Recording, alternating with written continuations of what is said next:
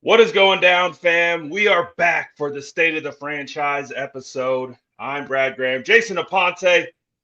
We're getting ready to get hyped and talk about this matchup coming up with Dallas, and we'll also look back at Seattle. Look at the Dion. Whoo, he's ready. Let's go. That's Jason Aponte. I'm Brad Graham. We're going to get into it all right now.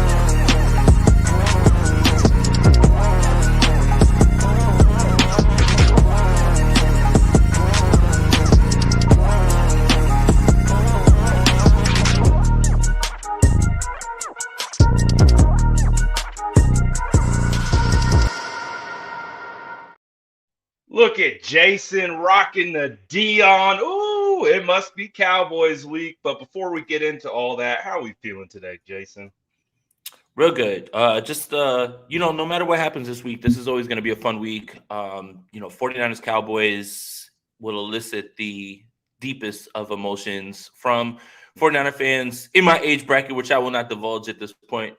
It always feels a little bit different, but at the same time, yeah, man, this is fun. That's why the Dion jersey, the shark tooth hat, all that stuff, like we're taking it all the way back because this is my era, right? The 90s, the 49ers and the Cowboys felt like the Super Bowl every single year.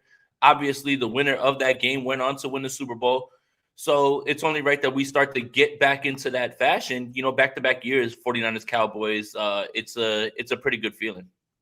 Do you feel like the rivalry is back? I mean, it was dormant there for a little bit hmm just because obviously the 49ers and Dallas hadn't met in the playoffs hmm for what, over a decade, it felt like. And hmm do you feel like, though, especially with all the conversations heating up this week, whether amongst fans or players on Twitter, whatever it may be, do you get that sense that that rivalry is picking up right where it left off back in the early 90s?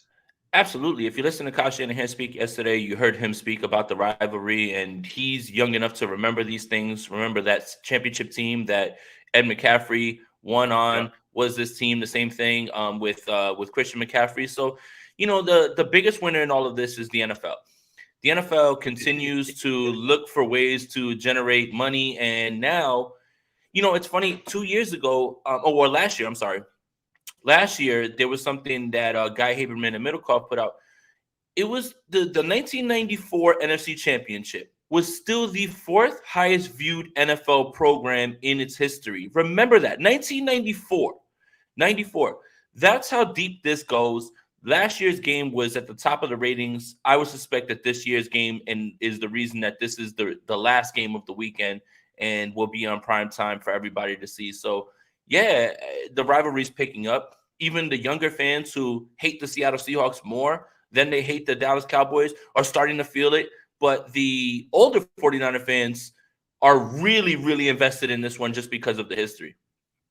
Absolutely. And I do agree. This is going to be probably one of the most watched playoff games that we've seen in a while. The 49ers met, you talked about it. They met last year in the wild card, but this is a divisional round. So the stakes are a little bit higher. There's less teams, of course, playing on the weekend.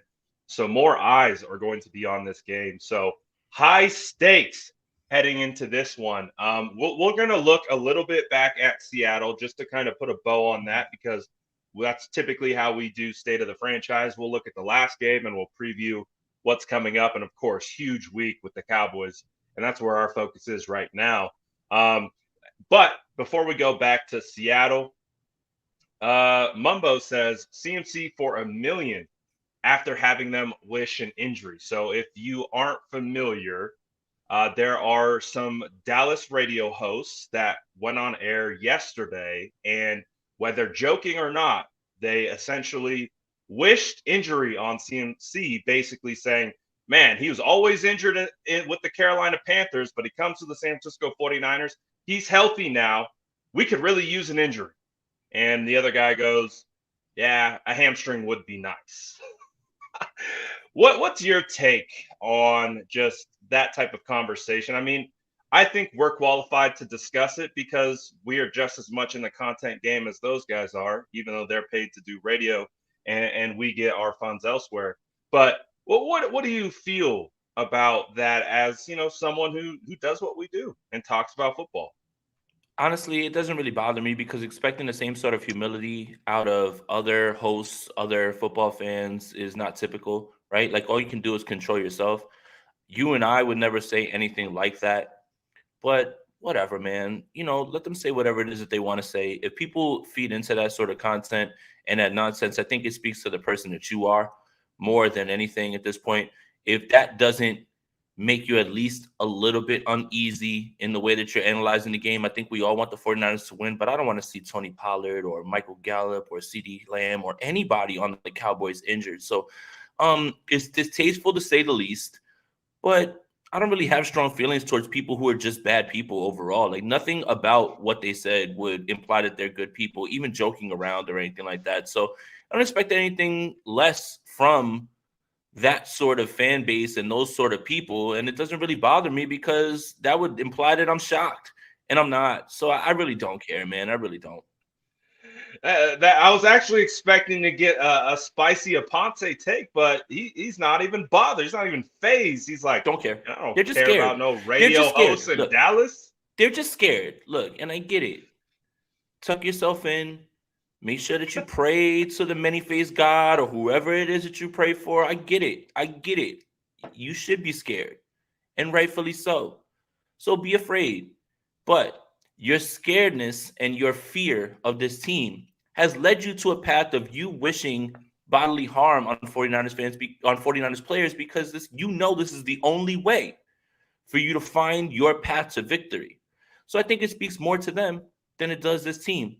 So get in the corner, cry to mommy, get nervous, get scared, because you know what's in front of you Sunday. So all it did was just confirm what I believed Cowboy fans are feeling, no matter how much they puff out their chest, no matter how much they tell you, this isn't last year, we're different, we them boys, all that shit. Y'all not like that. Stop it. You lying to yourself. Your team's lying to you, and you're allowing yourself to be roped in over and over and over again. And it's your own fault. If you were smart, you would know better.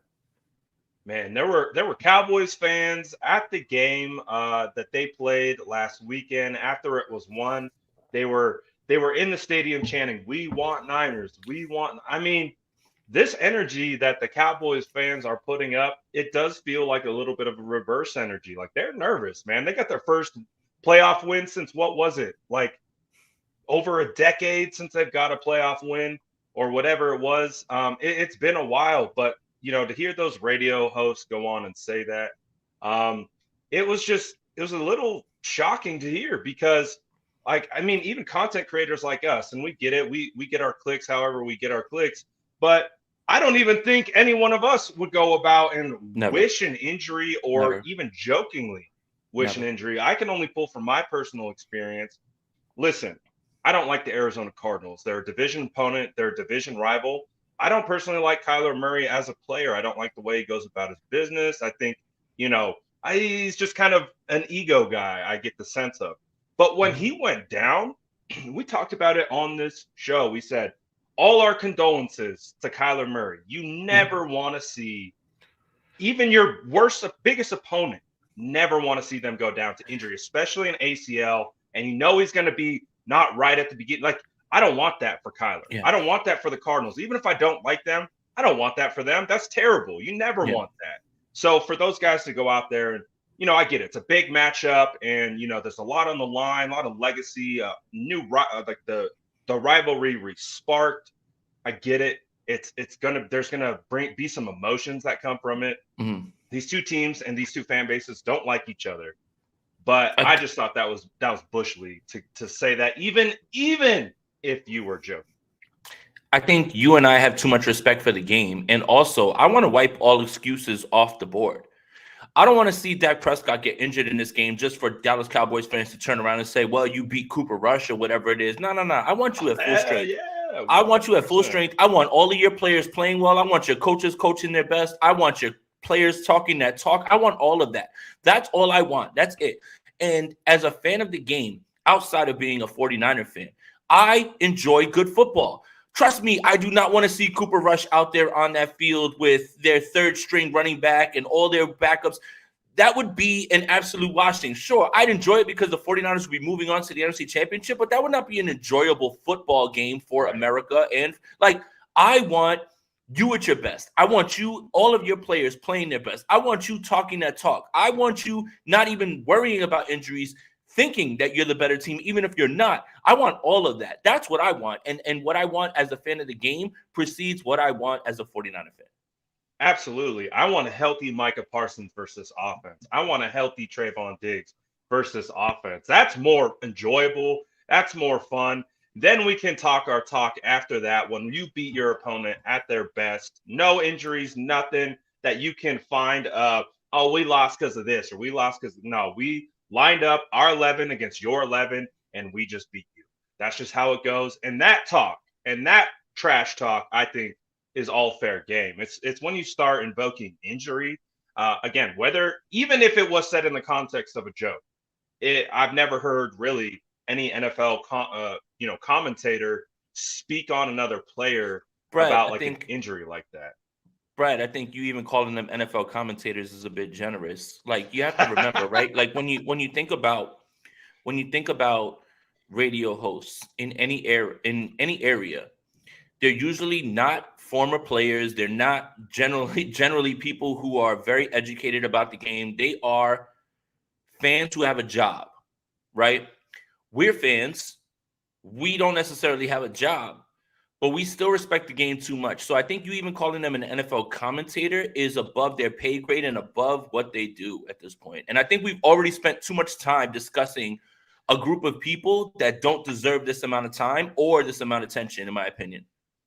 Yeah, no, I hear you. I hear you 100%. And that is a perfect segue off the topic because we don't need to talk about it anymore. But it did come up today, so we would mention it. Toxic Runner says Brock Shiesty, Big Brock Purdy. We've heard a lot of talk about Brock Purdy this week, whether his shaky start against the Seattle Seahawks. I'm starting to see some people call Brock Purdy a little fraudulent even. And that he's just a system quarterback and he's just plug and play guy. He's only producing because he's in Kyle Shanahan's scheme and he's got CMC and he's got this guy, he's got that guy. What's your take on that? Brad.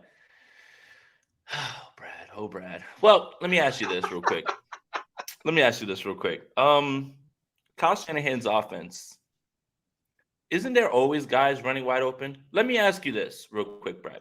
So We've been doing the song and dance with Niners Twitter for a long time, and the 49ers could win a game 41-10. What usually precedes the 49ers win on Monday, right, or Tuesday, even if they won 41-10? A bunch of all 22 clips of guys running wide open and saying, why didn't he hit this wide open guy? Why didn't he hit this wide open guy? It doesn't matter who the quarterback is. Nick Mullins, Jimmy Garoppolo, CJ Beathard, whatever it is. We know the song and dance. Right. But yet, right now, it's all of a sudden a shock that guys are running wide open, especially with this playmaker group. And yet that's a detriment to Brock Purdy. Let me tell you this. The thing that had me excited about whoever the quarterback was going to be, Trey Lance, Jimmy Garoppolo, Brock Purdy, whatever it is, at that time, is Kyle Shanahan knows how to get guys wide open. And I don't understand how that's a discussion now and a way to take away from Brock Purdy. Two things can be true. Kyle's offense is incredibly quarterback friendly, and to the point where you execute, and if you see a little bit more, you can get more out of it, a la Matt Ryan in his MVP year. But Brock Purdy's executing this offense at a level that we haven't seen at this point. And still, let me explain. The San Francisco 49ers should have put up 60 points against the Seattle Seahawks, especially if they come out and execute just a little bit better in the first half. Brandon Ayuk catches that touchdown pass. They scored, what they scored. Like, it's just, it's maddening right now for people to try to downplay what this kid is doing, try to somehow make the discussion something other than the fact that we're watching a kid in his sixth career start play as well as he is. We're watching the NFL literally shaking their boots because the 49ers offense under Kyle Shanahan is starting to look exactly how they thought it would with all of these weapons. It's just silly to me, Brad. I really don't understand it. I really don't, man. Yeah, I know. And you and I, we go back, we watch the tape, we rewatch the game, we pay attention, we look at the small nuance. And so I can maybe understand how a casual fan would come across that type of take. Like, what if they're not really watching and they're not really paying attention?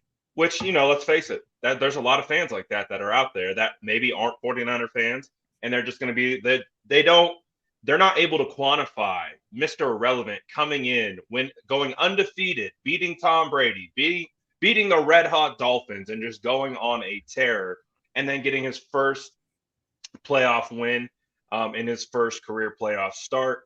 I just think it's hard for their brain to quantify and like rationalize what's going on. But I think the missing context when you are talking about Kyle Shanahan's scheme, right? Kyle Shanahan's scheme is the reason why Brock Purdy is being so successful.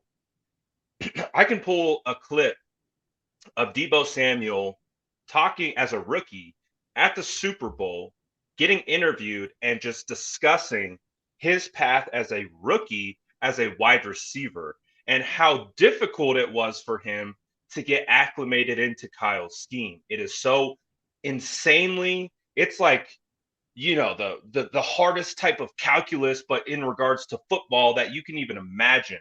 The type of language, all the different checks with me at the line, everything is based on what the defense is showing you. So not only do you have to know what you're doing, you have to know how that changes in real time, and then be able to get all 10 other guys on the same page, be able to call alerts at the line of scrimmage, and be able to like run RPOs and like all these different types of things. Oh, it's just Kyle Shanahan's scheme. Do you know how difficult Kyle Shanahan's scheme is to grasp and learn? And this is a rookie. This is a rookie who hasn't had multiple years in this scheme. Like, we're seeing a guy who's operating this Kyle Shanahan scheme to perfection, who we're talking about Jimmy Garoppolo, 4 or 5 years in, and we're like, oh, it looks like he's finally picking it up, and he's like understanding the small nuances within the scheme. He would even talk about like, yeah, this scheme's like, there's a lot of different things to work through. So when they say Kyle Shanahan's scheme, you got to still give credit to Brock for being able to get into that as a rookie and even understand it to then be able to execute it, right? Isn't that a missing piece of the context when people say that? 100%. Two things can be true. Kyle's offense is getting guys wide open. Brock Purdy is executing this offense to a level that we haven't seen. And I don't understand what's so hard about that. I really don't. I don't understand the need for extra conversations outside of the fact that the 49ers have scored 30-something points over and over again during Brock Purdy's time, which is something, again, 49er fans have been like, well, Kyle's a genius. Why can't all of a sudden? Yeah, sometimes looking for that extra guy at quarterback is half the battle, right? And this is where Kyle looked to upgrade, over and over at the quarterback position for over years, right? Like, this is what you're seeing. Now it helps. Yep. Christian McCaffrey's really good. That depth 22 personnel that Dan Orlovsky highlighted, and I implore you guys to watch his breakdown. You're talking about being able to line up Brandon Ayuk, Deebo Samuel, Christian McCaffrey, Kyle Juszczyk, and George Kittle in so many different ways. The backfield could be Deebo Samuel. It could be Christian McCaffrey out wide. It could be flipped. It could be Kyle Juszczyk in the slot. There's no way to stop all of them. There is no way. The only team that can stop the 49ers at this point is themselves. That's it. Unless, barring some unforeseen circumstances, something where, things, they turn the ball over, penalties, they continue to shoot themselves in the foot.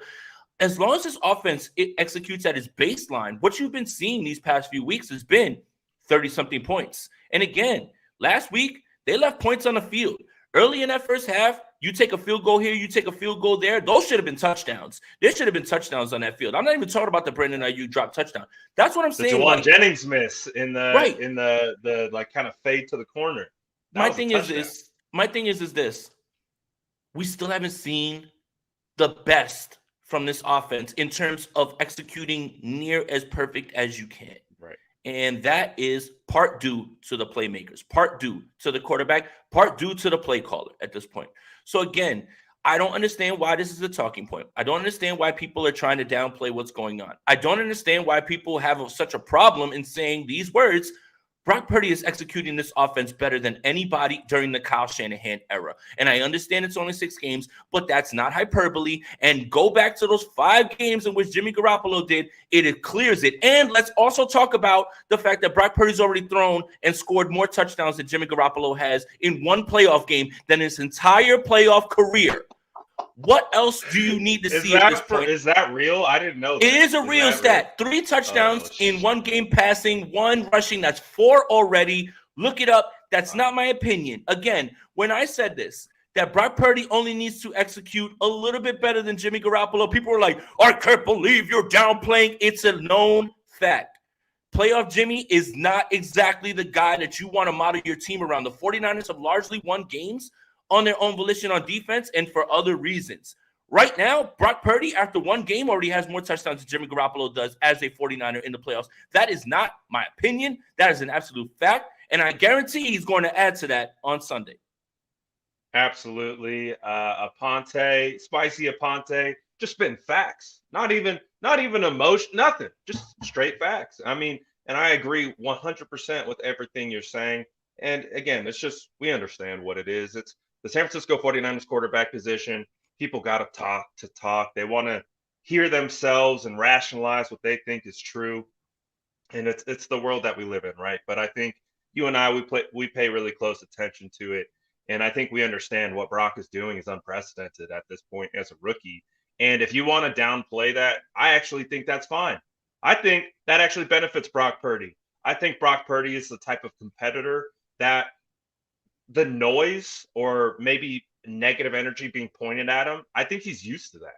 I think being at Iowa State, starting all those 4 years, and then not, they had some good moments. They didn't have some great moments too. And I think being able to work through that, I think that benefits him because this isn't a first time for him. He understands what it's about. So I think he's good to go. NorCal Dan dropped this super chat on us. He said, appreciate the super chat. He said, I said this last week and saw your tweet, Graham. Other content creators need to stop about Trey. I know they would rather have Purdy fail so they can say Trey is the guy. How about we get 6? Now, I think you and I feel a very certain specific type of way about this, so we don't need to spend a whole lot of time on it because this is going to probably take over most of the offseason conversation. But NorCal Dan was gracious enough to throw a 10-piece super chat at us. So just wanted to get kind of your initial thought on that. Fans can discuss whatever they want, whatever makes you happy at this point. I myself will not divulge or devote time to this discussion because it doesn't matter.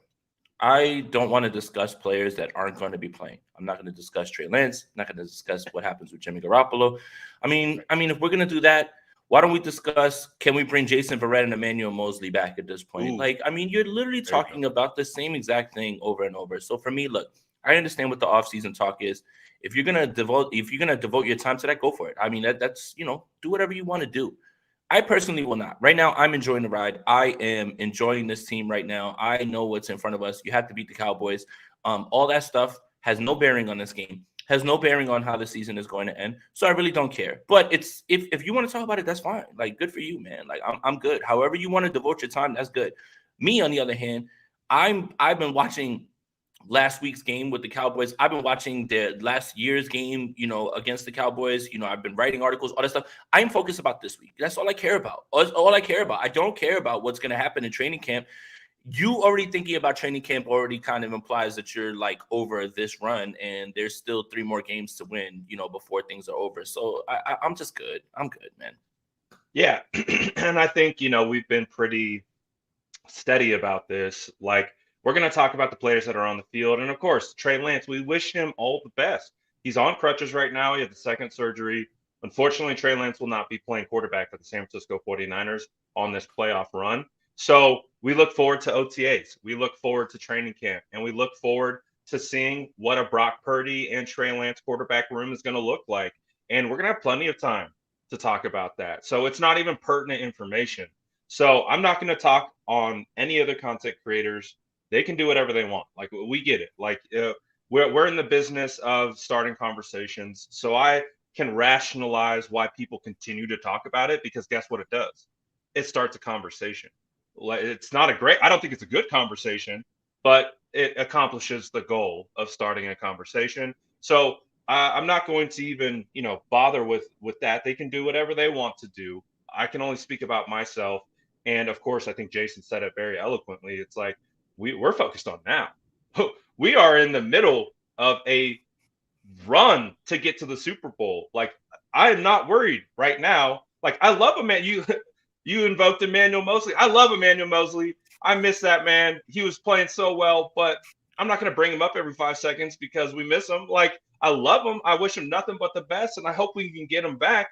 But we're going to have that conversation in the offseason. Like, we're focused on Diamador Lenore. We're focused on Jimmy Ward in the slot. We're focused on how these guys are rebounding and playing against Seattle and how they're making adjustments and those types of things. And we're not going to invoke a player who's not out there every 5 seconds. So that's just how we operate. I hope nothing but the best for Trey. And I think this offseason is going to be wild. But right now, look, it's the Brock Purdy show. Hey, speaking of Brock Purdy, I see you in this chat. If you don't go watch some extra film or do something else at this point, my friend, I see you in here. It's not the fake Brock Purdy. Brock Purdy's actually watching our show right now. Brock Purdy, speaking of focusing on Sunday, I need you to get out there and I need you to go watch some extra film. I need you to figure out their tendencies. I can send you some play clips if you want of Trevon Diggs biting and eating the cheese and how you can get him over the top. I'll send all that over. Brock, get in the film room, okay, before I call Kyle. I'll get Kyle on the phone right now. That's funny. Okay, let's talk a little bit about that Seattle game, and then we'll kind of transition more into a focus on this Dallas Cowboys matchup. What did you see from the 49ers offense against Seattle? Like, what was your kind of overall takeaway from, we saw Christian McCaffrey score a touchdown. We saw Brock Purdy, he was responsible for 4 of them, all that type of stuff. What was your just kind of overall takeaway? Again, there's still meat on the bone, pause, whatever it is that's still left there for the 49ers on offense. I think they did exactly what they were supposed to do. I think the first half was a bit lackluster. Some of that has to do with a slick ball, Brock Purdy starting his 6th game, starting out a little bit slow. It seemed like Seattle came out designing to try to stop the run. So that's why Kyle threw a little bit more in the beginning to set up the run. I think that's going to be important this week as well, too. There's just still a little bit more there. And I think that's what's exciting about this is you score 30-something points or whatever it was, how many points they did. Because I tuned out of that game after, I think it was the Charles Omenihu fumble. I was like, all right, this one is like completely done. But, the 49ers handle business. And that's what good teams do. You overcome a slow start. Defense was a little lackluster in the beginning.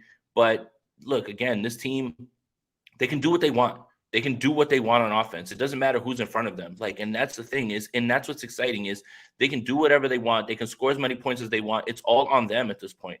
And this is a change from how 49er teams have operated during Kyle Shanahan's tenure in the playoffs is, can the defense just hold you to 20-something points and can you hope you score a little bit more? No, they're scoring 30-something points. So you know what? Score your little 24 points, however you get it. This team is going to score 35 and up, right? 30, 35, 38. It don't matter how many points they give up at this point. I think that's a little bit more refreshing. I think the offense is just, how do you stop them all? How do you stop them all? Deebo Samuel in his 2nd game looked like Deebo Samuel from last year. You know what? This week, it could be Brandon Ayuk and George Kittle that go off for 2 touchdowns each. There's no way to slow down all of these people. Nobody in the league has enough to slow down everybody. And then when you couple that with the way that coach calls his games and knows how to beat cover 3 like he did against Seattle, literally just calling cover 3 beaters all day, in routes, dig routes, everything that was there. It's all there in front of the 49ers for them to take it. And that's the thing is this team can only beat themselves. And that's it. There's no defense out there that can slow them down unless they want to slow themselves down. That's it. Yeah, 100%, dude. Coach was in his bag with those cover 3 beaters, man. The clear out with the deep overs. I mean, it was like how are you gonna lead? Like, I would abandon cover 3 at that point. Like clearly it's not working out well because they're cooking you every freaking chance they get. And he was so mad. Oh my God. He was mad after so Brandon Ayuk stopped running his route on the post, right? Yeah. On the deep post. And obviously everybody looks at the film and they see Deebo Samuel on the over wide open. And coach wanted both of them. And he got mad. He pulled Ayuk off the field right after that for running for underneath. You know, if he goes up and gets that, that's a tug. And again, these are points left on the field. Again, we haven't seen the ceilings. We have not seen the ceiling at it. That's the point. Isn't it like I love that play, even though it's a miss, because it's everything that we have been hoping for a 49ers quarterback. Because we talk about it all the time with Brandon Ayuk, right? Like, and we saw it for years. Brandon Ayuk is cooking dudes on these deep routes, but Jimmy is quick to come off the deep route and hit either the check down or the slant, right? That's just where Jimmy lived. He lived in the middle to short to intermediate part of the field. And as long as he didn't throw that interception, that was fine. Like the offense would be able to operate like that. But to see like Brock Purdy in his rookie season looking to push the ball deep downfield consistently, like we're not seeing those stacked boxes anymore. Like this is a team that wants to run the football and they want to run it well. And what we're seeing is if they do commit to the run, I mean, Kyle's pulling out play action like we haven't seen in years, like the play action naked boots, like everything that we are seeing is going to keep these defenses on their toes because they have a quarterback who can operate the entire scheme and not only operate it, but push the ball downfield based on what the defense is giving you. Because on that specific play, right, he had a safety in the middle of the field, so middle field closed, and if the safety kept running with Ayuk, right, then that makes sense to hit Debo for an easy 20, 25-yard completion. But the safety cheats down on Debo, and then you have the entire end zone open, and Brock just floats it away from the defensive back towards the middle of the field so Ayuk could run under it. Ayuk just stopped. We were watching the tape, and he's looking down with his hands up like, damn, I screwed that up so bad. He's not used to getting thrown. He's not used to getting. He's not used to. That's what I'm saying. I'm like, I think it's muscle memory of like I'm 35 yards downfield. I'm not getting the ball, but that's not how Brock is operating. He's going deep to like he's really working his progressions, and if the deep throw is open, he's going to take it. And I think that's been one of the funnest things about this offense so far. Yeah, and again, Kyle's like, I would have loved to have hit that one Ayuk or, hit Debo underneath, but there's still stuff to be done, and and when you listen to him talk, like, that's how we all kind of felt, and the man's in his bag, and I think you hit the nail on the head. Come out with your loaded fronts. Cool. We'll throw it behind your head. Now, you know what? You want to get back and you want to cover everybody else. Now we're going to run it down your throat. Like there's the balance and what this team can do now at this point. I expect Dallas to come out and fully expect, you know what? You're not going to run the ball. We're bullies. We can do cool. He's going to throw it behind you guys. And then when you step up and you step back and you want to get back on those guys, cool. Now we're going to bludgeon you with the run. I have too much confidence in what we've been seeing. The play caller, the playmakers.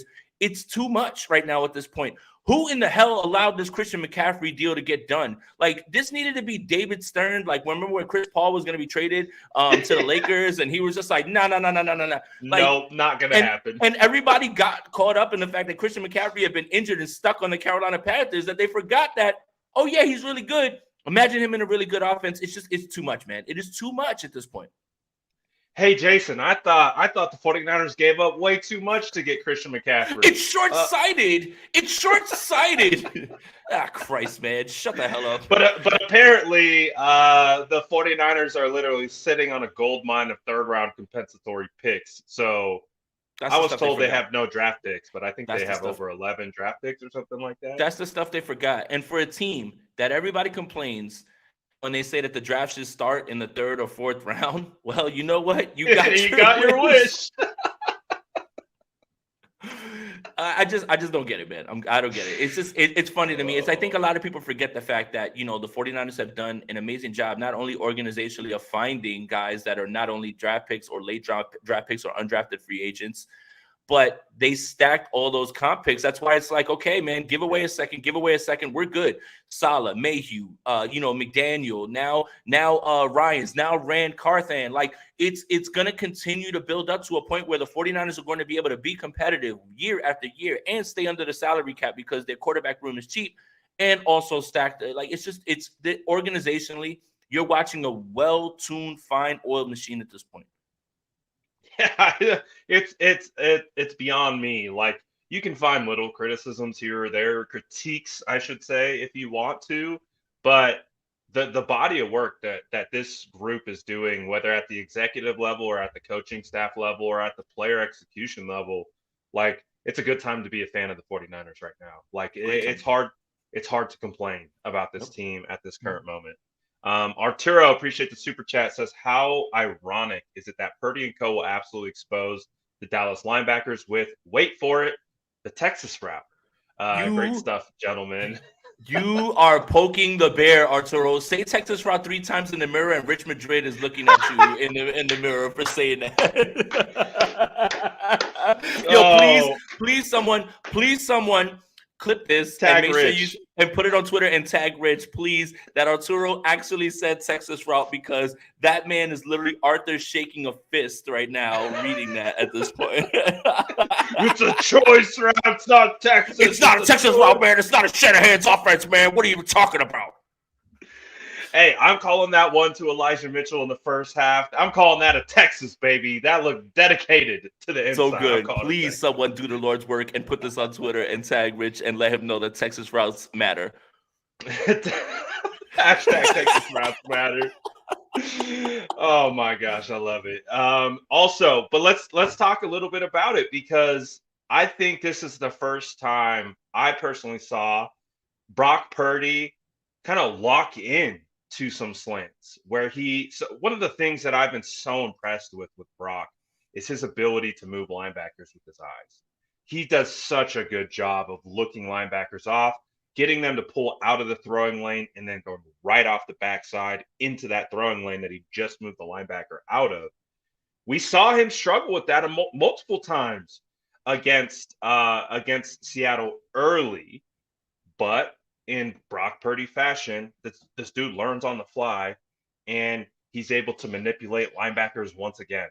I think, Leighton Vander Esch, when we look at the Cowboys matchup, I think he's a good linebacker, but he's a little stiff.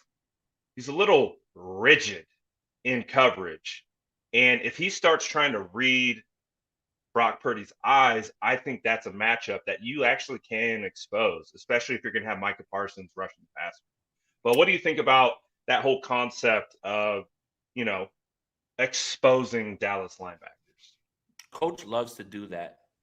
And he loves to do that against, damn, this is going to get me canceled, white linebackers.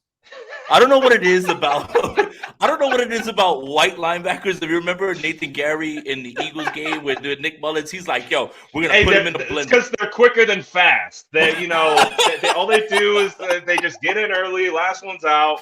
But, they just don't have those high-level traits, man. They're intangible athletes, right? Look, that's a joke, but it's not a joke. Every joke has a little bit of truth into it, right? Like, what is his name is Drew Tranquill, also with the Chargers. That's exactly like what they were trying to go after. It's again, I put out an article about run concepts that the 49ers have run against them, and that was last year. But Kyle does a job of using your rules against you. I know the rules of your defense, so I'm going to show you something that makes you play your keys and then pull something out from the rug out from under you.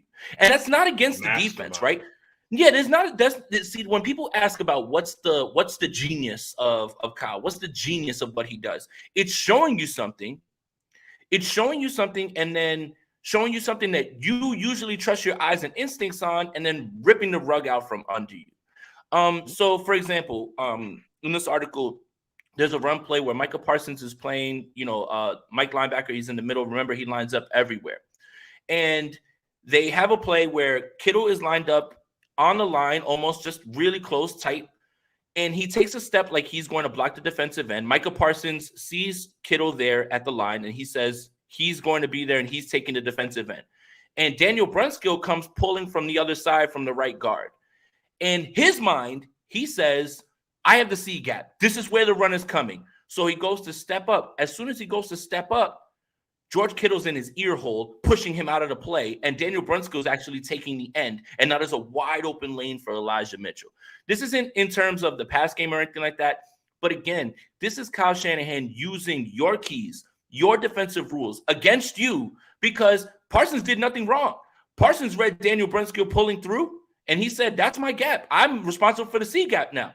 But the problem is that now you've got George Kittle in your ear and he's pushing you out the way. And Daniel Brunskill is actually grabbing the guy that you thought George Kittle was going to get. So look, he's going to be moved around all the time. Micah Parsons, all those things. Leighton Vander Esch is a bit stiff. Yes, 100%. But the real concern with this Dallas defense doesn't come down to their linebackers. I'm sure that Kyle's going to be able to expose that. It's let's just face it. It's DeMarcus Lawrence and Micah Parsons being lined up on the outside. The tackles, Mike McGlinchey and Trent Williams, are going to have to play their best game. I have no doubt that Trent will, and Mike's been balling. But those guys only lined up on the outsides. That's it, man. I'm not worried about Micah Parsons guarding George Kittle, whoever. He can't. He can't guard anybody out of the slot, anything like that. He is not like that. That's not how he's built. But Kyle is going to, again, do what he does. And you know what, Brad? I don't want to get into it, man, but I'd love to show you that play if we have a second, just so I can show you real quick. I was looking at your Twitter actually to try to find it because did you post it? Oh, okay. I didn't. Let me get to let me pull this up. Anytime we can incorporate tape into the live, I am all for I got you. Give me 1 second. I want to make sure I get the right one up because the last time I tried to do a film breakdown, it was for ants. Everybody's cooking me, I'm sure. Unless you saw everybody cooking me for that. No, look at Rich. We got a Rich Madrid response in real time. What did he say? You see the screen? Look at my screen. Hold on. Oh, wow. He did. He saw it. You guys tagged him. I love it. All right. Look, real quick. I've got it pulled up. That's so good, man. I love you guys so much. All right. Let me pull it up. And I'm gonna share the whole screen. Brad, you take care of the live and I'll do it, okay? All right. Grab it. Okay. That's so good, man. I love you guys so much hilarious. For that. All right. Do you guys see this? It's not for ants. You guys can actually see this? All right, I got it. Do you guys see it? Brad, you see it? Okay, cool. All right. So what you're looking at is you're looking at George Kittle right here, and you're seeing Debo. No, this isn't the play. Let me see. Nope, that ain't it. Sorry. Give me 1 second, guys. Let me get the right one. This is it right here. All right. So what you're looking at right here is you're going to see George Kittle here, right? And 94 is here. So Micah Parsons is here, right? And Micah Parsons is going to read the fact that George Kittle is going to take 94, right? So let's start it from this side. So the motion moves everybody. You see Micah move and you see 26 move, right? Just on the motion. That's already getting you into the wrong direction because they're trying to run into that place that Micah Parsons is in, right? So watch George Kittle. George Kittle's going to take one step like he's guarding 94, like he's going to hit 94. Nope, I'm not. So now Juwan Jennings is responsible for 26. He's going to move through, but you see Daniel Brunskill. I want you to watch Brunskill here. Brunskill's got 94. 85 has 11. Excuse me, sir. Huge gain. Let's make these cornerbacks block. Now, let's make these cornerbacks hit. Let's watch it one more time. Again, 85 is going to show like he's going to hit 94. He's going to take a step. He's got 11. 60 is coming around for 94. 15 has 26. And again, nothing that Micah Parsons did wrong here. Slides with the motion. Okay, boom, right there. I see Brunskill. I've got the C gap, which is right here. I've got it. Well, you know what you've got? You got George Kittle pushing you out the way, bud. And you got Elijah Mitchell going right by you. That's just an example of one way that, again, the team isn't necessarily targeting.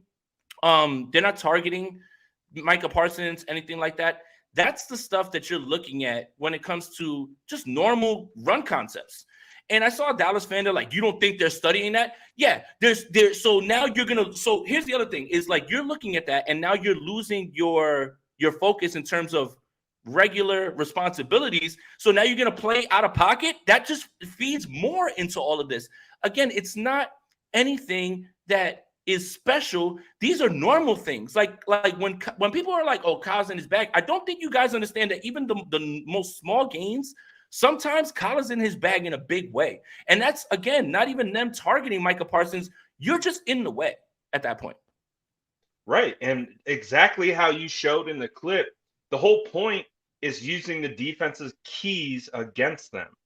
Understanding that if you're going to pull someone in motion, that is going to affect the linebackers and safeties to shift over, right? So as a result of their shift, Kyle is using that to his advantage by getting them to move over a gap, and that puts everyone in position for the blocking to go backside. But to your point, okay, we're alert that if they're going to go in motion, this could be a counter backside run, and they stay home and they don't shift over. What is Kyle going to do? He's going to go play side and he's going to give it to the motion defender, or he's going to put it to that side that they aren't moving to their keys, or they're going outside of the norm of their responsibilities within their scheme. And then he's going to take advantage of you that way.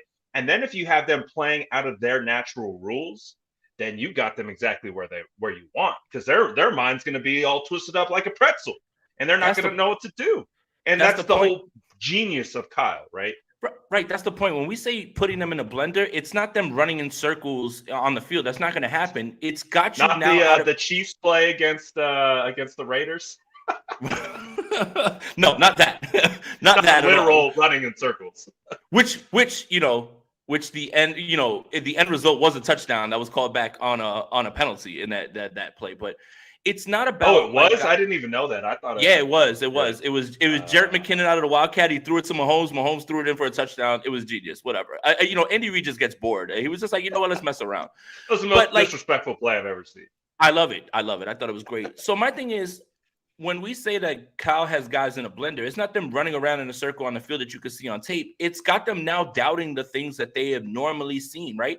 Hey, look, I see a pulling defender, and I'm responsible for the C gap now. Well, you know what? Now you're not, and you're out of the way. So again, it's either you have two choices: stick with your keys, which Kyle knows what they are, and he's going to exploit that, or play outside of whatever it is that you've been taught, which can leave an even bigger gap, and it will be noticed over and over as the game goes on. That is the kind of bind that Kyle puts people in. Since we're talking about Kyle, what do you think about the opposite side? Dan Quinn, former defensive coordinator, while Kyle Shanahan was offensive coordinator with the Atlanta Falcons. Do you think there's going to be some extra gamesmanship going on? Because, we saw it last year, and the 49ers, for the most part, took care of business, but they let it get really close at the end because they weren't able to execute on certain plays. The missed throw to Brandon Ayuk, where he absolutely cooked Trayvon Diggs and gave Dallas an opportunity to drive back. But how do you feel about that matchup, Dan Quinn versus Kyle Shanahan? By the way, that Brandon Ayuk route that he ran on Trayvon Diggs was the first time that he ran that all season. So fully expect, when we say Kyle's got things in the bag, I think it gets misinterpreted as Kyle has plays and things that he's never run. Nah, he's got some things that haven't been dedicated to tape yet in terms of routes. And that's why Trayvon Diggs is moving in a direction where he's like, I identified dig route. Oh, wait. Oh, he's running a different route. That's the stuff that he doesn't want to put on tape that he can save for later on. But when it comes to this, I listened to him yesterday, and he was asked a direct question. I think Grant actually asked the question. It was a great question. And he asked, do you approach this a little bit differently in terms of, because he knows you, you know him? And he says, no, I don't know if Kyle is just saying things to say things or keep it out of, keep everything close to the vest like he usually does. But he says he's done a ton of things that have been different this year. He always adjusts. It's a chess match. And I do believe Kyle, at least when he says this part. So for me, it's, yeah, you know him. Yeah, he knows him. But last year was last year, right? And I will agree. I think that the Cowboys have improved, but not in the areas where it'll help them this week, because their run defense is still 22nd against the run in terms of rushing yards allowed. And their last 5 games, they've given up over 100 yards 3 times to Houston, nearly the Titans, and Jarrett Patterson and Washington ran all over them in week 18. It wasn't even Gibson and Robinson. But sure, you can think, Quinn knows Kyle, Kyle knows Quinn. But at the same time, as the game goes along, as long as the 49ers aren't put in a position where they have to get outside of themselves and get away from what they initially want to do, I think Kyle still holds the advantage, just because the defense is trying to react to him. He's not reacting to them. Like, he'll see them doing things and say, okay, got an 8-man front, we can throw the ball now at this point. You got this, you got that, we'll do this at this point. It's more about matchup to matchup, like Kyle said. But at the same time, I don't think Kyle's really that worried because personnel matters more than anything at this point. And if your personnel can't execute whatever it is that you see, you're going to have a tough time slowing down this offense. And I think that's extremely well said. And I guess also another counterpoint is, hey, Sean McVay knows Kyle Shanahan really well, and we've seen how that's gone in the past. So doesn't necessarily mean anything is going to happen in that regard. Kyle's just, as long as his scheme is being executed, they have a shot to win any game that they're in. Let's focus on the other side of the football because it's been a wild shift, has it not? Considering that we were talking about this defense at one point being the best 49ers defense we've seen in 20 years. And although I still believe that was the case, it does feel like they have cooled off a little bit. And even in that first half against the Seattle Seahawks, I don't think the Seattle Seahawks were doing anything crazy. They were just in that kind of momentum of play action, run the football, play action, quick slant, and they were just methodically moving the ball. And then they got the one big shot to DK Metcalf over Charvarius Ward. But they were able to get it back on track in the second half, and then it just turned into a snowball situation where the defense just turned it up and took care of Seattle. But what is the 49ers defense going to have to do to make sure that they don't have to turn it up in the second half, or they don't have to get back on track? Like, how do they get off to a hot start and kind of mitigate these slow starts we've been seeing for a couple weeks in a row now? Well, first of all, I think a lot of what's lost here about that Seattle game is not giving Seattle credit. When you have 8 quarters of tape, right? 8 quarters of tape, you start to notice things. And it seemed like Seattle, instead of doing what they had done for 8 quarters, which was target Diamador Lenore, had noticed some things that they could get away with Charvarius Ward in terms of, we know nobody's going to be shaded over the top of him. We see that if maybe we get the look that we want with DK, he can run right by Charvarius Ward. And again, that goes credit to them at that point. The 49ers were in what they were in. I was much more worried about Tyler Lockett against Diamador Lenore and Jimmy Ward because he runs about 46% of his snaps in the slot. And you just kind of set your watch to the fact that Charvarius Ward was going to lock down DK Metcalf.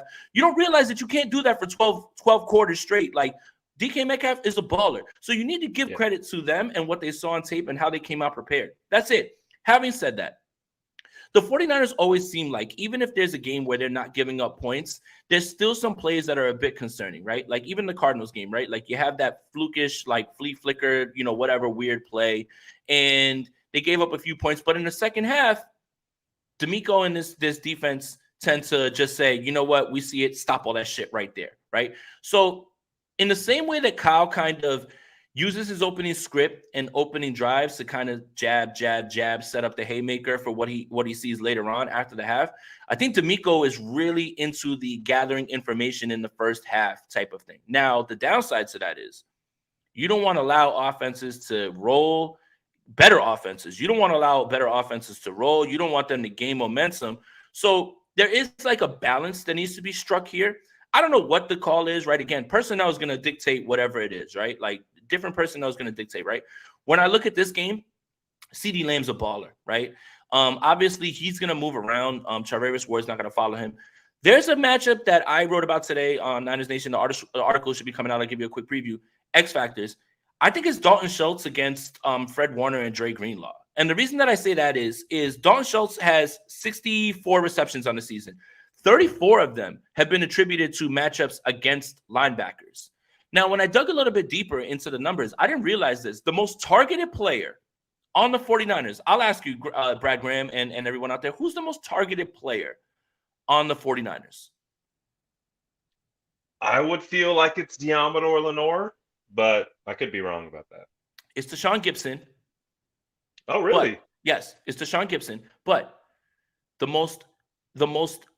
team high for linebackers is Dre Greenlaw. He's been targeted 100 times. 100 times. So they're coming after Dre, huh? Right. So, but he also, the number that kind of is weird is his coverage snaps per target. He's 5.2 coverage snaps per target. Now, on the flip side, Fred Warner is 10.1 coverage snaps per target. And the two highest graded in pass coverage for the 49ers, according to PFF, Dre Greenlaw's number 1, Fred Warner's number 2. So this game, if you can take away Dalton Schultz, not allow him to get down the field, up the seam, those sort of things, I don't think Michael Gallup is exactly at 100% at this point. And, CeeDee Lamb is who he is. I think, that you can kind of live with his production because he's so good. Like, he is so good. But the Dalton Schultz he's gonna pop off. Like, there's a good chance we're gonna see CD with 6 to 8 touches, right? Yeah, and that's fine. I mean, you can do what you can to slow him down, but you're not going to stop him. He's that good. Like, I want to make sure I give credit where it's due. But for me, the matchup with Dalton Schultz and Fred Warner and Dre Greenlaw, that's going to be huge, man. Because if you can take away that second option, because it's not Michael Gallup at this point, T.Y. Hilton, I love him, but he's at the tail end of his career at this point. That's going to be huge, man, for this offense to try to make this offense. I mean, for this defense to try to make this offense one-dimensional. So when you dig into those numbers, I didn't realize how much Dalton Schultz, and then like to take it a step further, Dalton Schultz faced the Tampa Bay Bucks 2 times. In week 1, Dak Prescott got injured, so I think you can kind of throw that game out.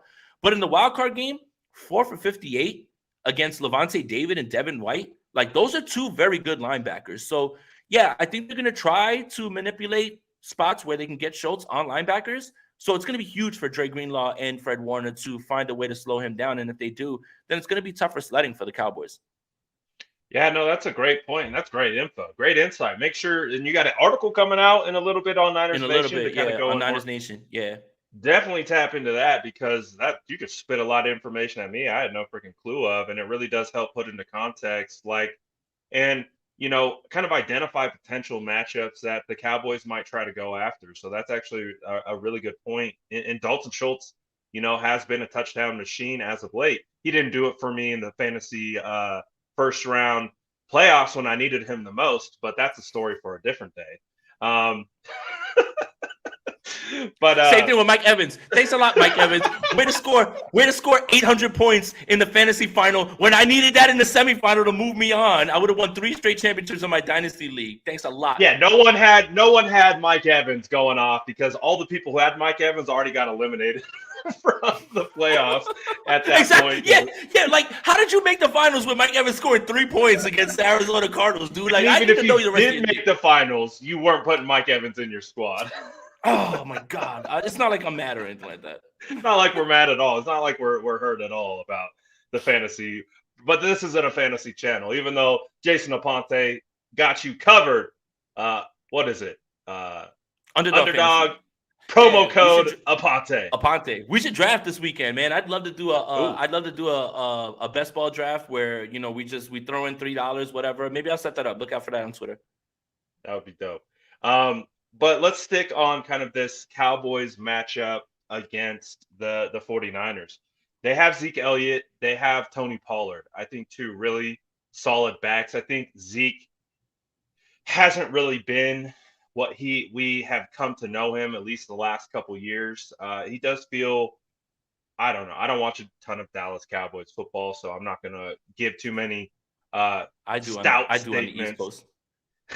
But it feels like Tony Pollard is the more explosive back. Absolutely. Feels like Zeke is a more in between the tackles, kind of grind it out back right now, which still it's a good 1-2 punch.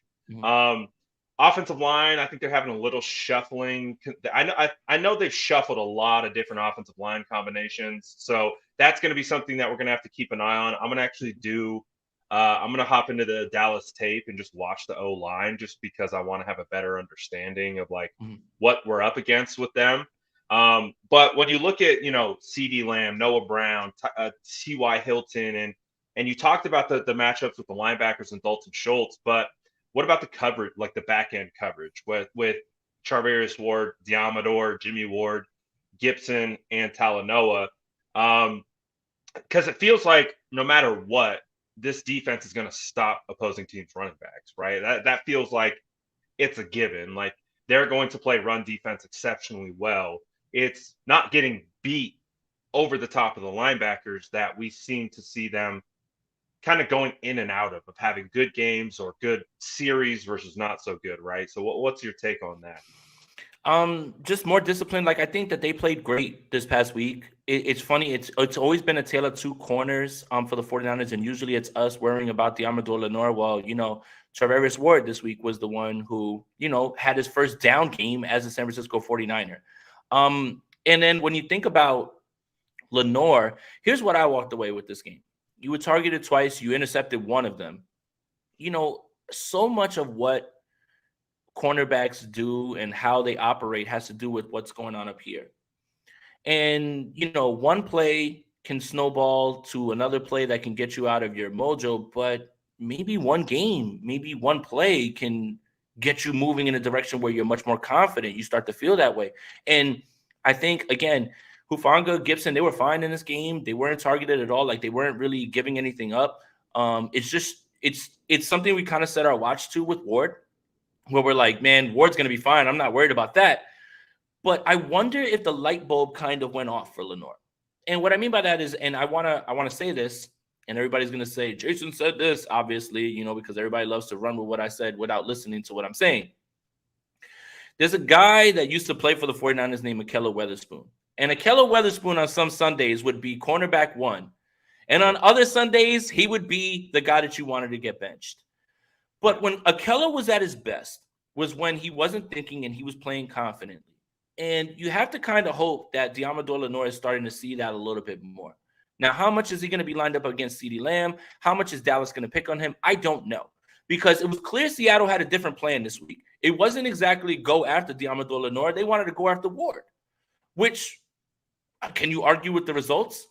So I expect Ward to bounce back. But I wonder if this was a light bulb game for Diamador Lenore. And if it is, God help you. God help you at this point. Because now where do you pick on this defense? Where? So cornerback's a tricky position. We and cornerback and I think offensive line are the most thankless positions in the NFL. What I mean is, when a cornerback does his job, nobody's patting him on the back. When an offensive lineman does his job, nobody's patting him on the back. But God help you if you give up a sack or you give up a catch, because everybody's on your ass no matter what, even if they don't understand the quarterback held the ball too long. Maybe, there was just a misstep. They ran something really good. So you have to kind of hope that that's there. There's always that concern because when you look at this team, they're so stout at every other position. Why wouldn't you go after Gibson, Hufanga, Lenore, right? Where else are you supposed to go? But I do feel much more encouraged with the way the secondary played. And the funny part was Mooney Ward was the weak link this week. I don't suspect that that's going to continue, but I do wonder if the light has gone off for Diamador Lenore. He plays a little bit more confident, plays a little bit more fast, is not in his head, and realizes that maybe one or two plays can switch the way that you play. Absolutely. And I think Diamador played a really, even on some of the catches that he gave up, he was right there in phase. Like it wasn't like he was getting flat out beat. So I do think Diamador Lenore, and I think the point that you made, I think there is a light bulb that kind of went off too. And I think he's also heard the trash talk. A lot of people were calling for him to be benched and why he needs to not be playing and not being on the field. And let's face it, if you're a true competitor and you happen to see that type of stuff, it's going to make you feel a certain type of way. And we just have to hopefully preface that he's taking it in the way that we want him to take it, because it can go both ways. You can compound it and sink, or you can take it on the chest and you're like, all right, screw all these people. I'm going to prove all you wrong. And that's what we want. We want the I'm going to prove you wrong mentality. And I think that's the light bulb that you're speaking to, is I think he really showed up when people were doubting him, and he came out and played a really good game. And if he can continue that throughout this, like we're talking about it a lot this year. Like we do miss Emmanuel Moseley, because Emmanuel Moseley, it was like 1A, 1B with him and Ward, and they were playing at such a high level. I was almost like, is Moseley playing better than Ward? Is Ward playing better than Moseley? But I was like, this is a phenomenal problem to have. But then Diamador comes in and he had his moments, but it's also his first year starting. So we have to give these players the opportunity to go through the ups and downs. And clearly he's gone through some of the downs, and the fact that looks like he's trending up. And I think the point you made is perfect. I think the light bulb went off, and he's about his business, and that's what we need at this point. So I'm okay with that. But what did you make of kind of the lack of pressure potentially? I know Charles Omenihu got it done. Mhm. Samson Ebukam had a sack. Mhm. No Nick Bosa pressures. I think our good friend Jordan Elliott, he told me that this was the second time in Nick Bosa's career that he's had a game where he hasn't recorded a pressure. Do you think that's going to be the same this game? What do you think the 49ers defensive line has to do to get after Dak Prescott? Can you do me a favor real quick before I get into that? It's time to cook. Can we put up White Kite's comment? It's time to cook. Which one?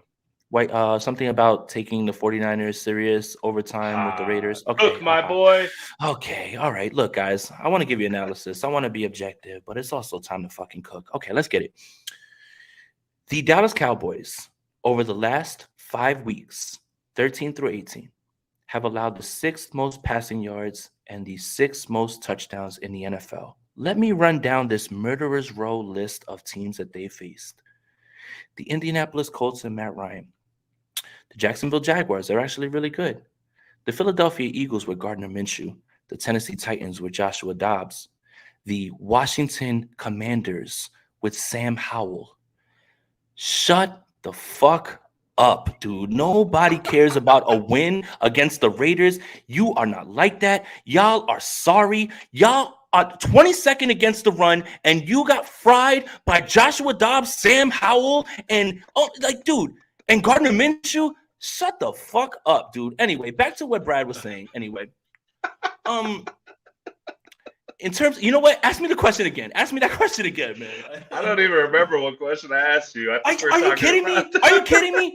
Are you kidding me? Like, it's almost like you don't even watch your own team. Joshua Dobbs, you gave up 97 rushing yards to the Tennessee Titans, and Derrick Henry didn't play. You gave up 192 rushing yards to the Jacksonville Jaguars.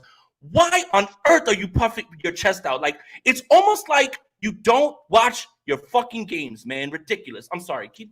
Repeat the question, man, please. I had a thoughtful answer. I had a reasonable analysis. I had reasonable take. And then Jason saw red. And it was like, I can't believe that you're bringing up a game in which the 49ers scored something, a 30-something amount of points when you got fried. You know, the Houston Texans were in that list as well. Their starting quarterbacks were Davis Mills and Driscoll in that game. And you have the balls to be in here talking to me about a game that the 49ers won when you got fried by Jacksonville, and you got fried by Sam Howell in his first career start, and Jared Patterson ran for 140 yards. I am tired of y'all, bro. Get your asses out of here, man. Watch the games. Please watch the games. I implore you to watch football, please. My God, it's your team. I'm not even asking you to do anything other than watch your team. Watch your team. Holy shit, man. Anyway, damn, man, I had a really good answer for the question you had. We got Spicy Aponte. This is what we try to get every week. And he does such a great job of, just trying to keep his composure, stay calm as possible, give really thoughtful answers. But when it's time to cook, it's time to cook. Stop playing with me. I think that boy's well done at this point. Great job. Stop playing with me, man. Look, I just want you to, this is what I want. This is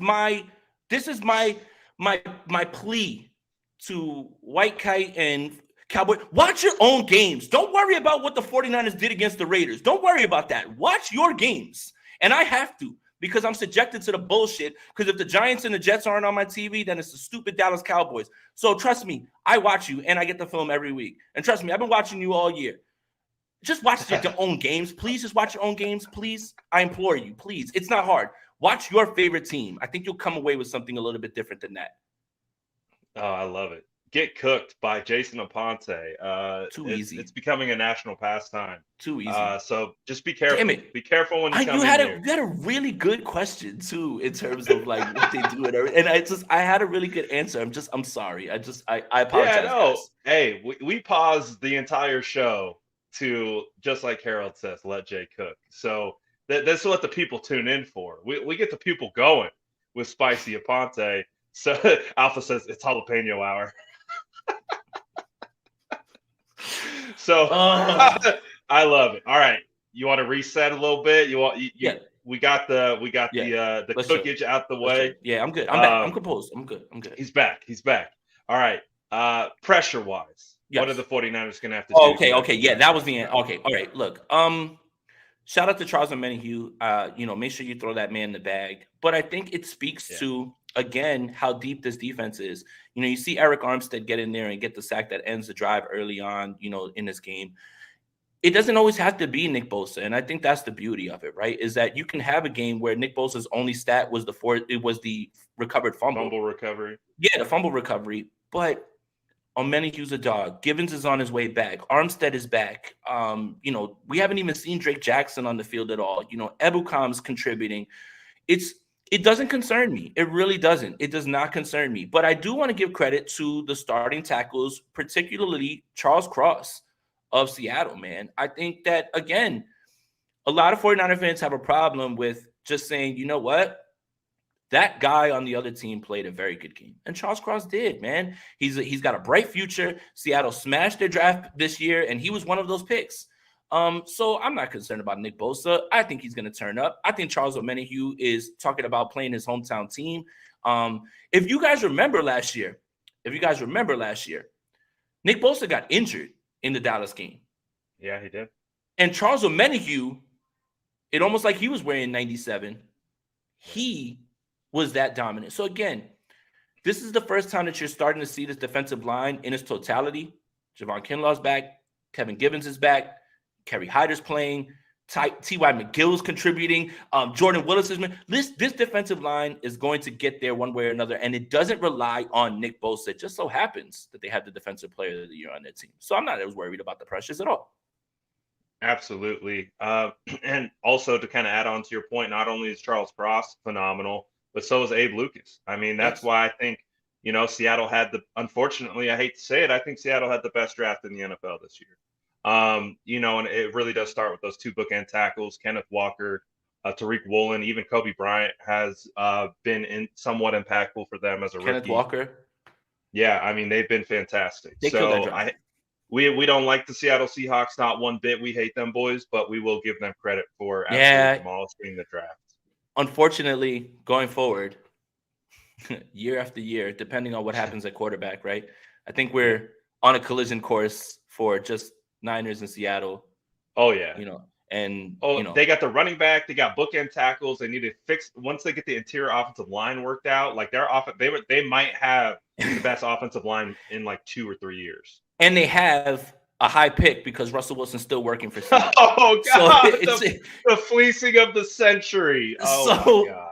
So right now, what you're looking at, the Rams are on the downslide. Arizona, God help them. Cooked. Yeah, so strap in 49er fans for the NFC West being 49ers and Seattle over and over again. Pete Carroll, you son of a bitch. You did it again, didn't you? Like you're not going anywhere. Like we all thought, hey, they're cooked. It was Russ. It wasn't Russ. I mean, it was Russ. It wasn't Pete. It was Russ. Damn it. I hate it. Like basically what Richard Sherman has been saying all along about Russ. Like, he hasn't even liked Russ this whole time. And apparently there's something to that. So it definitely worked out for Seattle's benefit. And they're a young up-and-coming team. We'll see what happens with their this is completely off topic. What's their pick, 3rd overall? Yes. Do you think they go quarterback? Even if they re-sign Geno? So Geno, 70% completion percentage. Of course, down the stretch, wasn't exactly the guy that was lighting things up early on. I think that's what happens naturally when there's more film and more of what you're trying to do and the understanding of that. And especially against better competition, right? Like down the stretch, their competition got a little bit better. Like they had to face a stout Jets defense, the Chiefs, like certain games that were a little bit tougher for them. Even the Rams gave them a hell of a run in a divisional game. This is the dichotomy they're in. Geno's done enough to really deserve a contract, but can you pass on a guy that can be your guy for many years, be cost controlled for a little bit? So they're kind of stuck in this weird place of do we give Geno a 5-year, $30 million deal, which is probably the going rate right now for a quarterback and probably the least that he would command right now at this point. That's why, this whole, they're going to trade Trey Lance. Why? The quarterback room is going to cost $12 million between Purdy and Lance. It makes no sense to do that in any way. Like the average starting quarterback by himself makes $27 million. He posted an emoji. Yeah. He's out of here, man. Mm-hmm. Yeah. Per source. I posted this over a Rihanna picture on my story too as well. We're also building a bond as well too, if that's what that means. But again, like they're just caught in a spot where it's like, I don't know like what they're gonna do at this point. That's gonna be something that's interesting for them. What I hope is that they mess it all up. So I hope they pass on somebody, and I hope they sign Geno for a long contract and they can't get out of. Or I hope they let Geno walk and he turns into an all-star somewhere else, and they draft a quarterback who's a complete bust. Yes, that's what we hope for, but we'll see.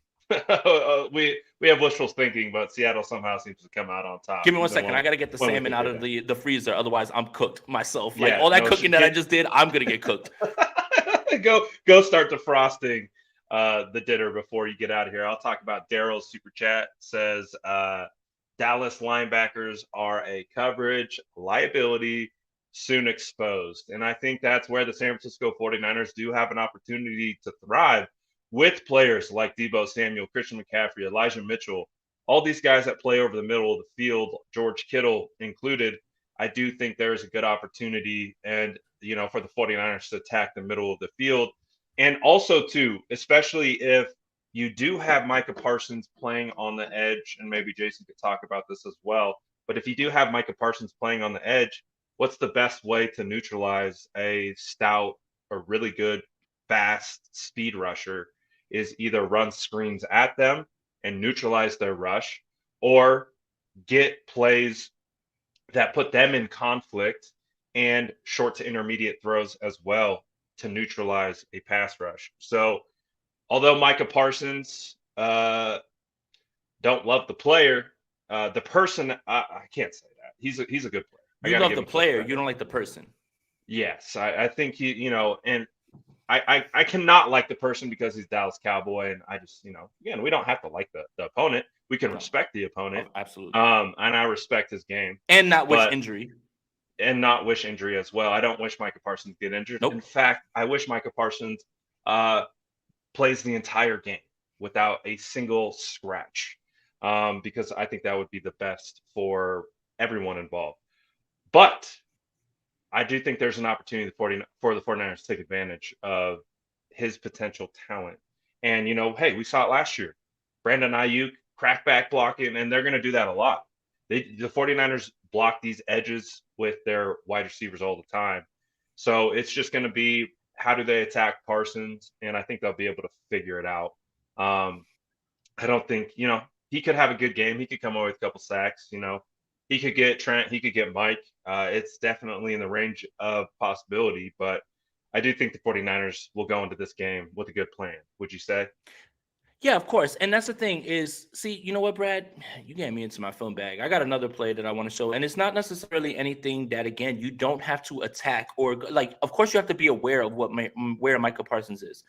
But as long as you play your game and execute the offense in the way that Kyle wants in running games, it necessarily is going to wipe out almost everybody if you're doing everything right. And it doesn't matter the player. So, like, first of all, I want to say this. Micah Parsons is a hell of a player. One of the most incredible athletes in this league. You can line him up anywhere. I think that he's had an incredible season.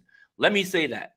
But I want to show you one more film clip in which something as small as a little motion and just good blocking and play design can get you away from Micah Parsons and limit his – you're not going to stop him, right? Like, he's going to make his plays because he's too impactful. But you can't just let him run wild. And you also can't put too much attention on him. So I got one more, Brad, if you got time, real quick. Yeah, pull it up. All right. And we always got time for film. And it's going to be – I'm certain that it's going to be the right size and everything, right? Like, because all right, look. So yeah, I don't know if you know, I try to do a film breakdown on a call show, and I'm like running through all this, and like I'm not looking at the chat, I'm looking at the play itself, and the people are like, we can't see it, so I finished all three plays, and everybody was like, we didn't see any of that, so I had to start it all over again, man. Why couldn't they see it? Because I pressed the wrong button, and I'm an idiot, and I'm a terrible YouTuber more than anything. I'm sorry, I just did it again. But because I'm a terrible amateur YouTuber. So Oh, did you do it so like your face was the bigger screen and you yeah, did the play as the well, smaller it screen? just basically I went back and I watched it, and it was just my folder of plays with the play running like in this little corner, and like guys they were like, "What is this? A film breakdown for Ents?" Like it was just hard to see. All right, so look, all right, Great so look, reference. okay, yeah, it's perfect. So look again, Kittle split close. Juwan Jennings here. You see Jeff Wilson here. This is Deebo Samuel in the backfield. That's Brandon Ayuk up there. Okay, this is something as subtle as just a little bit of motion moves you out of the way, and we're going to do this. So last year, the 49ers implemented the toss to show kind of outside zone, but run different things. It's meant to simulate something that tricks your eyes. And here we go again. So look, I'm going to show you again. Look, Jeff Wilson runs return motion. So he goes and comes back. Now look, Micah Parsons is here. His first clue that the play is in this direction is the return motion, right? Why is Jeff Wilson going this way? Okay, we think it's run. But do you notice that George Kittle's running the other way? So you toss it inside zone, right? So that toss right there implies that he's coming this way, right? Yep. Now look, Micah Parsons has already taken 2 steps. That's it. You're cooked. You're out of the play. Look who's coming behind him. Who's that? Daniel Brunskill? Right. Wiped. And now look, the cutback lane is there. It's meant to show you something and then run something out of it and cause a cutback lane, because now George Kittle has come across untouched, and now you, my friend, are fried. And now Deebo gets to do what he wants. I would say that Deebo should probably cut this way, right, as opposed to going this way. Yeah, which ends he went against the leverage of right, the block. But it's a good gain. It's still a good gain. Also, I have to ask, Dallas, why are you in a 1, 2, 3 high look? You are literally lightening this box to get the numbers that the 49ers want. Like, none of this makes sense, in my opinion. So, again, Brunskill's up here. Parsons takes 2 steps in the wrong direction, trying to read his keys. Again, Parsons did nothing wrong here. Parsons is reading his keys. He's doing everything right. But by the time you take that step, Daniel Brunskill's got you wiped out of the play. There's a cutback lane, and boom, there's a big gain. Like, again, man, these aren't plays that are like designed to sit there and go after Micah Parsons. If the 49ers execute their running game, this isn't special. There's nothing special about this. This is literally their run game. So, and again, they ran for 193 yards last year against them. They gave up the 22nd most rushing yards per game this year. And, oh, by the way, the 49ers have added Christian McCaffrey. So, again, this isn't me wishing on a star. There is a large sample size of Dallas not being able to stop the run. There is a large sample size of the 49ers run game, which is the 8th best in the league, moving in a direction. And remind you, they didn't start off so well. So, like, it moved up 8th when Christian McCaffrey showed up. That all you really have to do is just play your keys and do things. You don't really have to focus on guys. And I'm not saying that I'm trying to downplay Micah Parsons. If you do what the run game is asking you for, you'll be fine. You'll be fine. Yeah, and I think that play exemplifies it perfectly. Is what you use the defense's keys against them, right? That's what we're talking about. When you're keying on pitch, like you're like, oh crap, here comes outside pitch to Deebo Samuel, who was one of the most electric players with the ball in their hands in 2021. That led to him getting a massive contract, and rightfully so, because he basically carried the 49ers offense in 2021. If you're seeing pitch and the bones of pitch, and you're a linebacker and you're keying on the running back's footwork, and you're keying on that, you 100% are trying to get out to stop pitch. And then Kyle has the wherewithal to be like, no, this is a counter play. This is counter backside pitch. It's one of my favorite plays of last year. I'm glad you pulled it up, because it just speaks to the ingenuity of the scheme. Is he wants to show you initially it looks like something, and then all of a sudden it's not that. And then you find yourself 2 steps over, and all of a sudden you look back like, oh, Deebo's cutting back. Boom, here's Brunskill.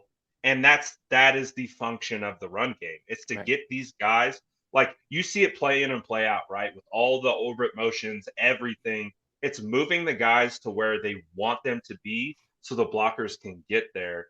And if you start keying against that, then you're still in a lose-lose, because then they're just going to run pitch at you. And then you're going to be out of position for stopping pitch. So it's a pick your poison type of thing. And it's going to be really hard for any team to stop, especially if again, I think you said it, we've said it all year. If the San Francisco 49ers execute their game, the 49ers are the only ones that can stop the 49ers. If they're not executing, they're missing blocks, they're missing assignments and those types of things. I don't see how any other team is going to slow these guys down a whole lot. Niner Matt says, I can't be the only one hyped for Ayuk versus Diggs Part 2. That feels like another winnable matchup. Yeah, and hey, look, Trevon Diggs is a great player as well. See, we're not above saying this person, anything like that. He's a good player as well, too. But there's been some things on film where... He's very opportunistic. Right. And again, that's the give and take. What can you live with? Can you live with the play over your head if he makes a game-changing turnover? I think this is the story of Trevon Diggs. Last year, he gave up the most yards for anybody at this point at the cornerback position. This year, there's still some plays, and I think it was the Eagles game in which he's caught looking in the backfield and a guy runs behind him. He's going to be opportunistic. I think Ayuk is going to – I think Kyle knows that, and I think Ayuk knows that, and I do think that there's going to be plays set up for either – he tried to jump, I believe, if I saw the right clip, he tried to jump a sluggo, meaning sluggo is slant and go. So he tried to jump the slant, and literally one step, and the guy was by him. Like, again, if you jump the slant and he throws it, that's a pick. If you jump the slant and it's a sluggo, goodbye. And that's what happens. So he's opportunistic. I think everybody kind of knows that. He is great on the ball, but I think the way that you can get him out of his game is run at him. The man does not want to tackle. The man does not want to be physical. Run at him. Make him tackle. Mm-hmm. Send Debo at him on one of those outside zones. Make him tackle. Make him get physical, because that's not what he wants to do at all. Say what you want about Charvarius Ward in this past game. That man will get in there and he will mix it up, and he wants to tackle. Trevon Diggs doesn't want to tackle. Make him tackle. Make him feel you, and he'll start to unravel a bit in terms of his physicality, because that's just not part of his game at this point. Yeah, I'm really looking forward to it. Again, I think Dallas has a lot of good talent. You know, I don't think, that they're a bunch of scrubs. I think they have a lot of good players. But I also believe that the 49ers have a lot of good players as well. But I think the 49ers are the better team. Like, they have the better plan. They have the better scheme. And they have the better mentality.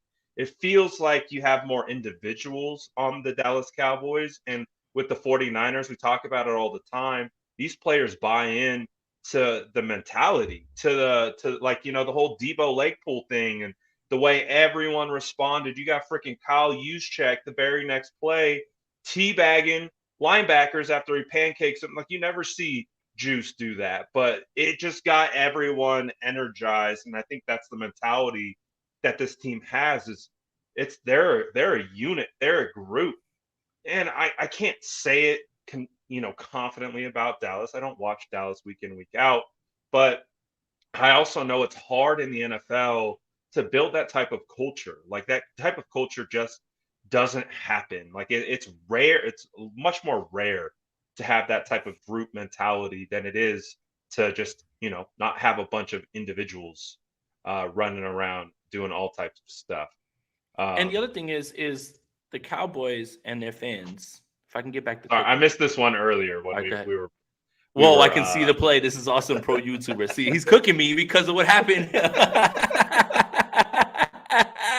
I love it. I think it's so funny, man. That was so good. I mean, and then everybody had a good time with it on Twitter, man. Shout out to you guys. I mean, I'm just glad that I was able to redeem myself and get back to it. But the funny thing about Dallas and their fans is they are trying to tell you, we're physical, man. We're physical. We're tough. Don't mess with us. We're tough, man. Michael Parsons, the bullies get bullied. We're tough. If you got to tell us, then you ain't that. Right. Your fans can say whatever they want. You're trying to hype up your team to be physical. Y'all are not like that. Y'all are not like that. When someone punches you, you don't punch back, and you get frustrated. One more play, Brad. One more play. One more? Just one more. Yeah. Just so I can show this real quick? Okay. Yeah, okay. hold on. Okay, cool. Last one, because I'm in the bag right now. Don't get me started. Let me get back to my film real quick. All right. I think you guys know this play very well. Very, very well. You guys see that? I love this one. Aha. Right. Okay. 11 on 11 crimes about to happen. What I want you to watch is you're going to see Alex. You're going to see Alex Mack, and he is going to run up to the second level. You're going to watch Tom Compton get up to the second level. What you're going to see is the backside defensive ends are going to be unblocked because this play is not going their way, and it doesn't matter. Once this play moves in a different direction, you're going to watch something different, and you're going to get the numbers that you want. So what you're looking at right now, let me pull this down. What you're looking at right now is you're watching basically that's either a dummy can or a can from Jimmy Garoppolo moving guys in. Everybody's touching. That's why everybody's touching their helmets. 11 down blocks, 16 is going to kick up, 50 is going to go this way, and 60 is going to come around, and you are about to watch poetry in motion. So here we go. Hold off, seal block right here, Daniel Brunskill. I know you like that, Brad. You see Mac, he's got Leighton Vander Esch, and you've got right now on the outside Kyle Juszczyk, who's going to come on this side. And again, you don't have to block these guys up here because they're not part of the play. The play is going in a different direction. You're sealed up, 11. You're not in the play anymore. Sorry, pal. And now it's a wide open lane right here, and that's no race to get to the end zone. But I want to show you from a different angle, and I want to show you somebody who's really flustered and somebody who's really angry. And somebody who should be called for a penalty here. Brandon Ayuk's got you. You're sealed off by a wide receiver, pal. You're sealed off by a wide receiver. Watch this. Watch this. Watch this. Boom. What are we doing, Micah Parsons? It's a penalty. It's a penalty. You should get ejected for that, my boy. Don't get mad. Don't get mad. Don't get mad. It's not his fault. It's not his fault. It's your fault. And my advice, Micah Parsons, is don't get mad. Right? Yeah, my thing is, Micah Parsons, if you don't like that, be better. Don't get blocked by a wide receiver. Don't get blocked by Brandon Ayuk. I mean, I don't know what else I need to say. So again, man, they always want to tell you. They always want to tell you. I always want to tell you. We're tough. We're bullies. I'm different. Man runs to Twitter after a very good game against the Bucs because he was very good, and tells you 1-0. I'm coming. I'm done talking. Yeah. Okay. The 49ers didn't run to social. The 49ers didn't run to social media and say we're tough. They don't got to tell you. They show you day after day. You're not ready for that smoke. Cowboy fans, you can hype yourself up all you want. You can listen to those terrible Cowboy songs that they're putting out there. Micah Parsons, you can say whatever you want about where you're from and who you bullied. You ain't like that. This ain't that. You ain't ready for the smoke. 100%. Carlos Austin says, say it louder. We're more explosive this year. Appreciate the super chat. KJ also says, shout out the real Niner fans. 650. Yeah, not you, Texas. It don't matter. I live in Jersey, and we out here smoking Cowboys boots from out here. Like, it don't really matter where you're from. Don't let it. Yo, let me tell you something. They had the last game on Sunday, right? They had the last game on Sunday. There's no playoff games after. Don't let this game go the way that I think it will. I am going to man, the post-game show is not going to be full with any analysis. It's not going to be full with any thoughtful thoughts, anything that has to do with football. It is going to be absolute smoke, absolute smoke, absolute smoke. Mr. Rudy Poo says, Dallas already won their Super Bowl last week, got their coach celebrating and doing the Congo post-game. They are donezo. Oh, but wait, Brad. Oh, my God, they have 2 extra days to prepare. Can I ask you a question? Oh, no. Can I ask you a question? Why is this only a problem because of the 49ers? You would have had to do the same thing if you had to play the Eagles and the Vikings would have taken care of business. What is this crying about days off? They got 2 extra days to prepare for Tom Brady and the Bucs. Again, making excuses, already crying, all of this stuff, man. I don't understand it, man. I don't understand it. Why are you guys so soft? Why are you so soft? You would never hear the 49ers saying, damn, we don't have an extra day or whatever. The 49ers went on the road and they won 2 road games last year. They whipped your ass in Arlington and they went on and they beat the Packers. Not once did you ever hear them crying about we have to travel this and that. If you didn't want to travel, Dallas, here's my answer. And I don't know if this would, if this works, Brad. I would just simply have won more games and been better. I mean, that's just my opinion. I mean, if you don't want to travel and you don't want to do this and you don't want to do that, I would have just won more games. Particularly, I wouldn't stand for that, and I just would have won more games. I don't know how you guys feel about that. Good. That's funny. And Jalen Hurts coming back for this game too to fry them. Also, Cat says the radios tweeted about his comments and doubled down. What a clown! Niners by 30. I Again, would love Brian. to. I would love to see that tweet or wherever Again, that Brian. came from. Again, Brian. DM me I that. think you're expecting graciousness, respect from the wrong people. You can't get disappointed or surprised by things like this if you expect something different. And I don't put it past people, anybody, right? I mean, national media, whatever, too, they say crazy things all the time, too. Once you realize that, and us, I say some out of pocket shit, but I never would ever, I don't care who's the team, how much I hate them. I do not want to see injury. I am very pro player. I understand that the reason that this game is great is because of players, not owners, not fans, not coaches, nothing like that. It is players. The reason that we tune into these games are players. The reason that this game is so great are players. The reason that there's a Hall of Fame is players, all of that stuff. But I think, again, you're just looking for something that you shouldn't be looking for in radio hosts who are basically glorified fans who have a platform. That's really what it is. Right. And we understand that, we're in the content business. We know how it works. Like, it's about starting conversations, right? So if that was their goal, they accomplished it. We're talking about it. So I am, though, interested to see what his response was. So I'm going to have to go hunt that down. We got a couple more super chats in here before we get out of here. Let's see what we got. Make sure you smash that like button if you guys haven't already. And we're running the dual stream on both channels. Make sure you're subbing to Jason Aponte and you're following him on Twitter. You got me on Twitter here. Also, sub to my channel as well. And make sure you like both these streams. Hop on over to both and sub to both if you haven't already. Also, Ego says, Jersey represent, Cowgirls days are numbered. Woodbridge watch party, Dak is done. Yo, oh my God, man. I miss so much. And I would love to be in Woodbridge. Shout out to Jersey, man. I know where that's at. I miss so much being just a regular fan. And what I mean by that is, obviously, now I have a job, right? Like I've got a job to do. Like I have to cover the team. I watch the game. I have to watch the game here because I have to be able to go live right after, man. But the 2019 season was so fire because there was a 49ers bar called Nuno's, in which that's where I met, my goodness, his name is escaping me, man. I love him, from Nothing But Niners. What is his name? Not Mike. Not Wayne. I know you're talking about. Nick? Is it Nick? Nick. Yeah. I met Nick in Nuno's, and it's an all Niners bar. I watched the Rams game there. I watched the Packers game there. I watched the Seattle game there, and then I watched the last Seattle game, the Week 18 game, the Week 17 game. I miss so much just screaming my face off at the TV with other fans and everything, I really do, man. So look. Get loud, enjoy the game, man. I envy you guys. Hey, look, I'll pop my shit after the game. But man, I'd love to go to one of those watch parties, man, for real. Nuno's, baby, he knows. The vibes. The food was great.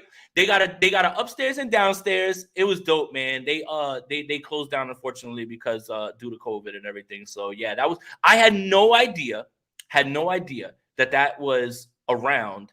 And I only found out in its last year of existence. I'm really, really disappointed that I've lived in Jersey that long and found out so late. But yeah, man, Nuno's was a vibe, man. What a fun time.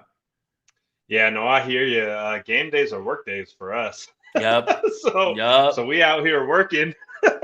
Like in Linden. Yeah, Marcus knows in Linden. Yeah, man. Like the first time I pulled up, I couldn't believe it, man. I could not believe it that there was a Niners bar in Jersey like that, man. It shows how far the reach goes, man. They were going hard. It was so much fun, Niner man. Fans everywhere, man. Every game that I went to was so good, man. So we're definitely in for a good game. Like especially with all this talk, whether it's coming from players, analysts, whatever, doesn't matter. I think everyone's hyped. Either what side you're on, Dallas, 49ers, like we're chomping at the bit to get this thing going. And I think Dallas is walking into a buzzsaw. I think Levi's Stadium, especially after Jonathan Abrams pulled that leg, like, again, I keep talking about it. Like, I'm at the stadium, but I'm at the stadium to work. Like I'm working, I'm getting content, I'm posting. Like I'm not. I don't scream like because I'm recording. So like if I'm recording something, like my son was laughing at me because I'm recording, but I'm like I want to yell, but like I'm recording and I don't want to yell into my camera.